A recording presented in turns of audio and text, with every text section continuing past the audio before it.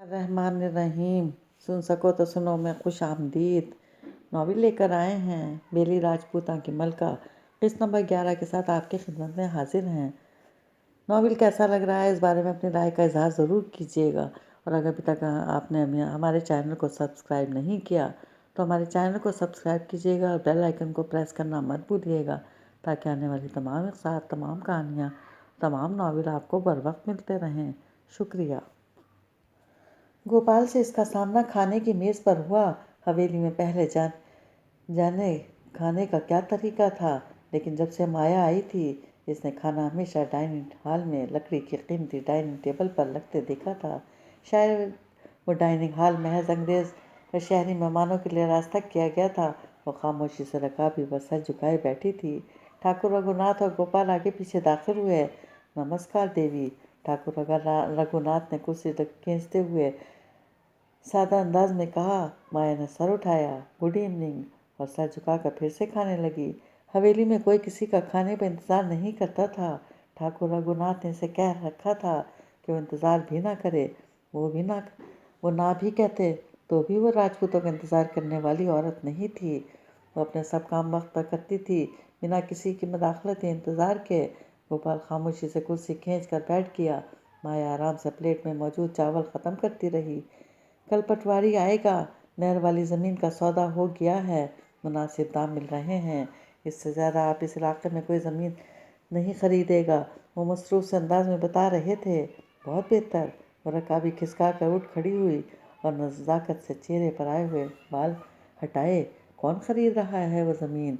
मैं। गोपाल ने सर उठाकर फातिहाना निगाह से इसे देखा। ठाकुर रघुनाथ मसरूफ़ से अंदाज में खाना खा रहे थे। वो उठते उठते बैठ गई। आप? मगर क्यों? इसके चारों तरफ खतरे की घंटियां बजने लगीं। आपको वो ज़मीन तो बेचनी है ना? मगर वो आपको नहीं बेचनी।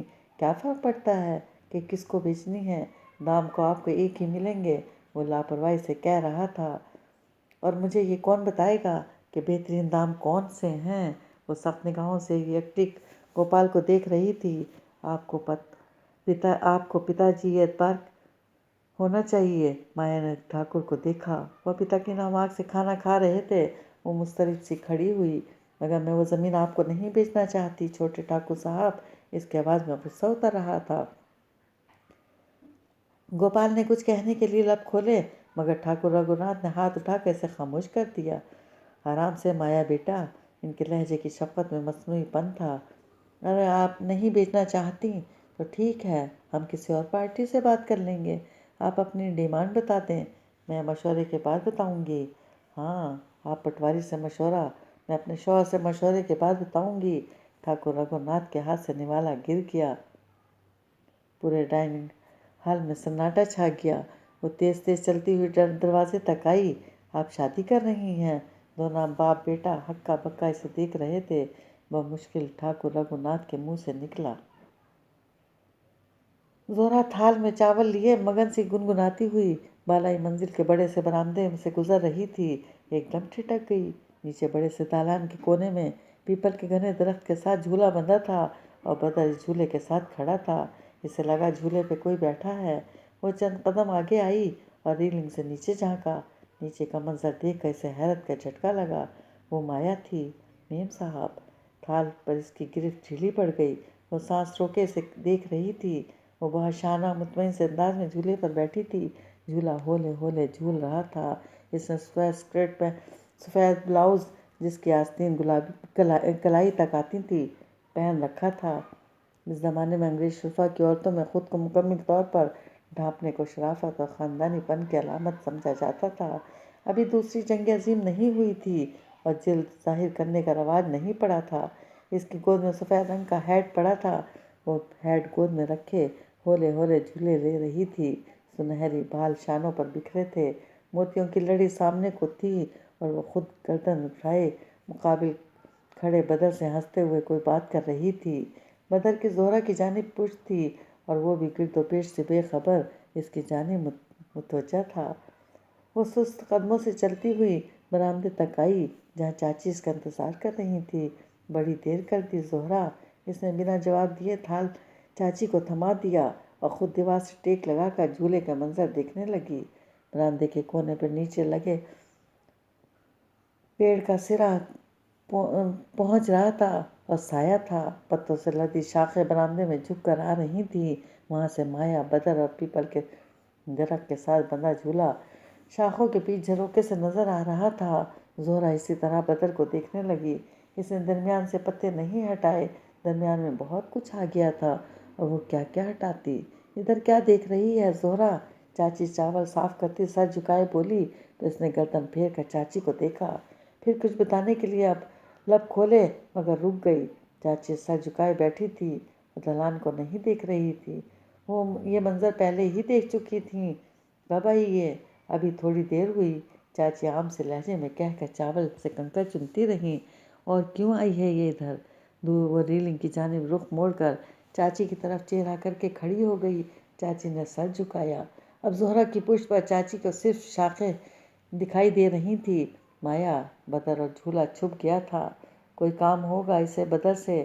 بہت دیر بعد چاچی بولی۔ بدر کب سے راجپوتوں کے کام کرنے لگ گیا؟ وہ چہک کر بولی، وہ راجپوت نہیں ہے میری دھی، وہ فرنگی ہے۔ بدر کو تو فرنگی کبھی اچھے نہیں لگے۔ خود کو تو کہتا تھا یہ فرنگی ہم پر غاصب ہیں اور ہم ان کے غلام، اس میں مین صاحب کا کیا قصور؟ قصور ہے، غصے سے بولتے بولتے زہرا کا گلا رند گیا۔ وہ بدر کو اپنی طرف مائل کر رہی ہے۔ وہ بچہ ہے جو مائل ہو جائے گا؟ بچے مائل نہیں ہوتے چاچی، جوان مرد ہو جاتے ہیں۔ نی جھلی، تو اس کو نظر انداز کر، وہ کون سا ہمیشہ کے لیے یہاں آئی ہے۔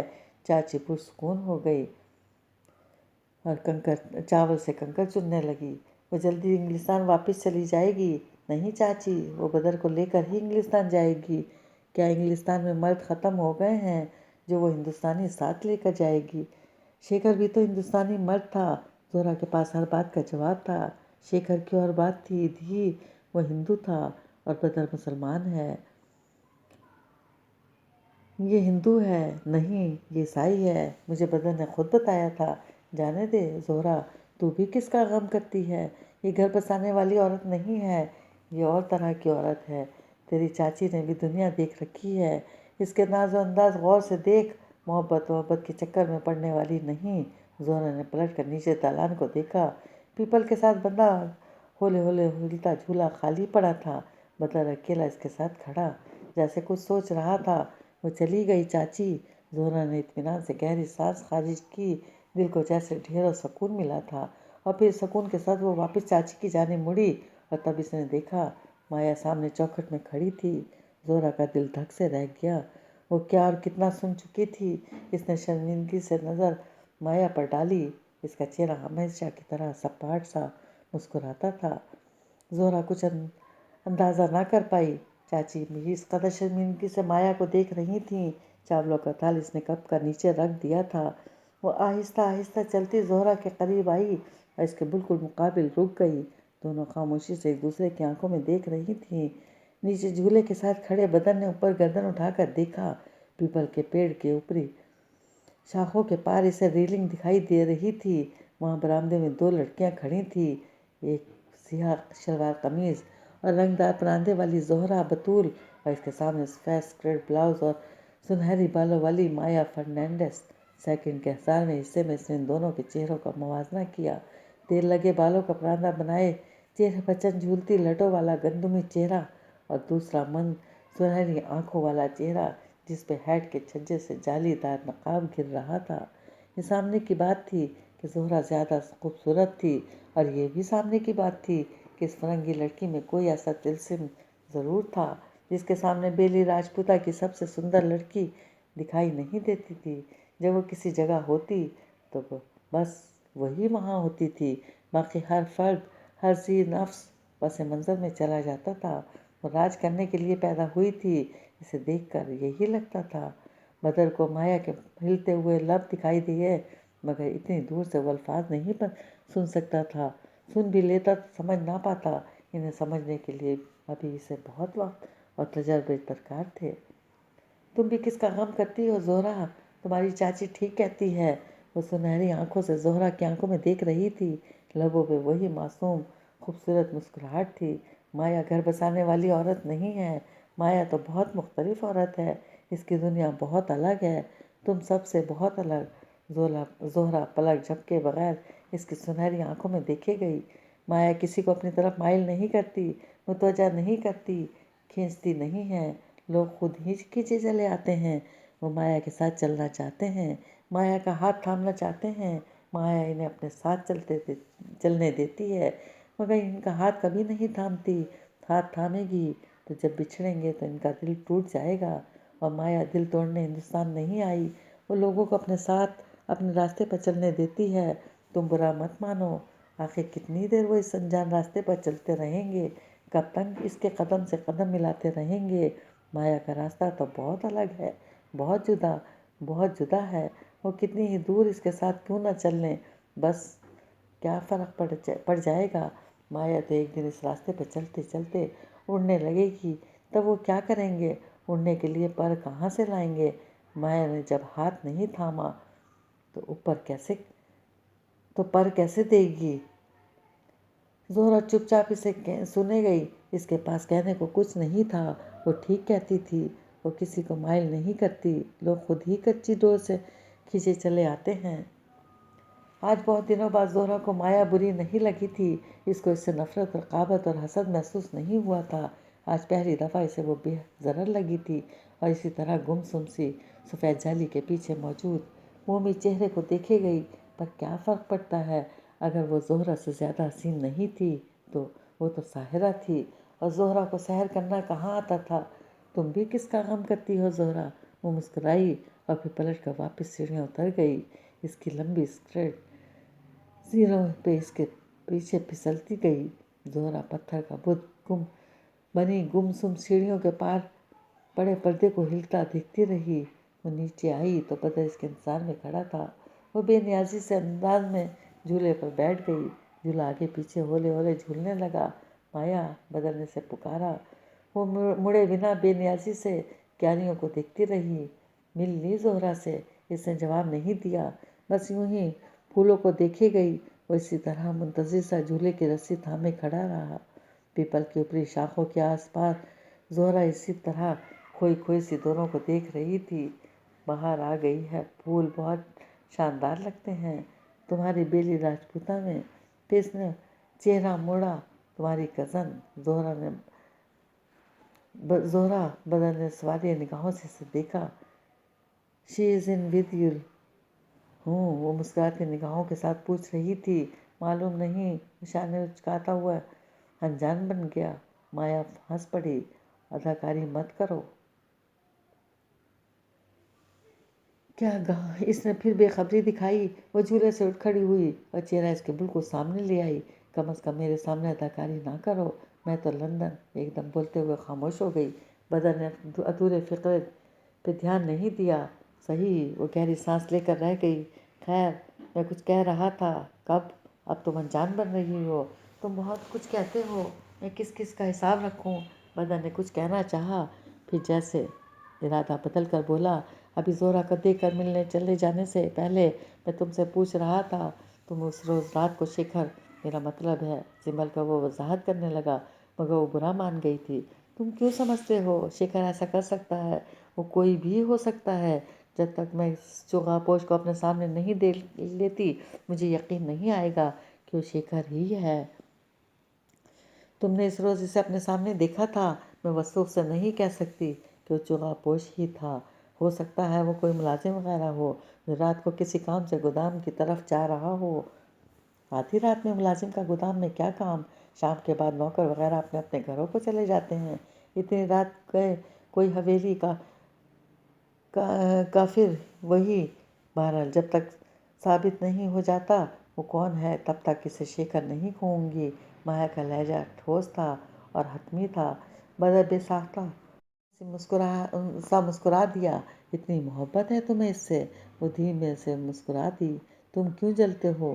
میں کیوں جلوں گا؟ وہ پھر سے انجان بن گیا، جیسے میں نہیں جانتی۔ کیا؟ وہ چونکا۔ بھرم رہنے دو، اسے مت توڑنا۔ وہ مبہم سا مسکرائی، پھر کچھ سوچ کر بولی، وہ اس رات گودام میں گیا تھا، آؤ چل کر گودام دیکھ کر آتے ہیں۔ کیا مطلب؟ وہ واقعی نہیں سمجھا تھا۔ میرے ساتھ حویلی چلو، دیکھتے ہیں وہ گودام میں کیا ہے۔ جگہ دیکھ کر ہی علم ہو جائے گا کہ آج کل وہ کس طرح استعمال ہو رہا ہے، مگر میں راجپوتوں کی حویلی نہیں جاتا، آج تم جاؤ گے۔ وہ جواب سنے بغیر حکم صادر کر چکی تھی اور پھر بدر کو اس کے ساتھ چلنا پڑا۔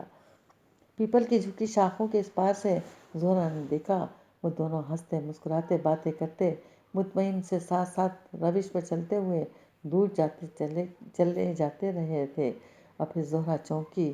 مایا نے بدر کا ہاتھ نہیں تھام رکھا تھا، آہستہ آہستہ اسے مایا کی باتیں سمجھ میں آنے لگی تھی۔ دروازے تک پہنچ کر بدر نے معذرت کی، ابھی میرے لیے راجپوتوں کی حویلی جانا ممکن نہیں، لیکن میں آج آپ کو اس جگہ پوش کو ڈھونڈنے میں مدد ضرور کروں گا۔ اپنی کزن کا خیال رکھنا۔ جاتے سمے کہے گئے اس کے الفاظ وہ بعد میں کافی دیر غور کرتا رہا تھا۔